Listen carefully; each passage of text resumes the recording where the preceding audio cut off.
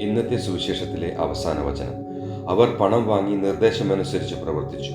ഇത് ഇന്നും യഹൂദരുടെ ഇടയിൽ പ്രചാരത്തിലിരിക്കുന്നു.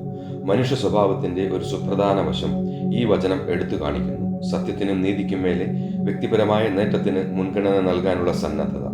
യേശുവിന്റെ പുനരുത്ഥാനത്തിന്റെ സത്യം പ്രചരിപ്പിക്കുവാൻ നിർദ്ദേശിക്കപ്പെട്ടിട്ടും ചിലർ കൈക്കൂലിക്ക് കീഴടങ്ങാനും തെറ്റായ വിവരം പ്രചരിപ്പിക്കുവാനും തീരുമാനിച്ചു.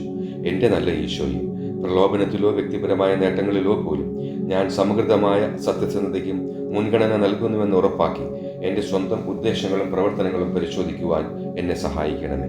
കർത്താവെ, സത്യത്തിൻ്റെയും അഖണ്ഡതയുടെയും തത്വങ്ങൾ ഉയർത്തിപ്പിടിക്കുന്നതിലെ അചഞ്ചലതയുടെ പ്രാധാന്യം മനസ്സിലാക്കി ജീവിക്കുവാൻ വേണ്ട കൃപ ഇന്നെനിക്ക് നൽകണമേ. പിതാവിൻ്റെയും പുത്രൻ്റെയും പരിശുദ്ധാത്മാവിൻ്റെയും നാമത്തിൽ ആമേൻ.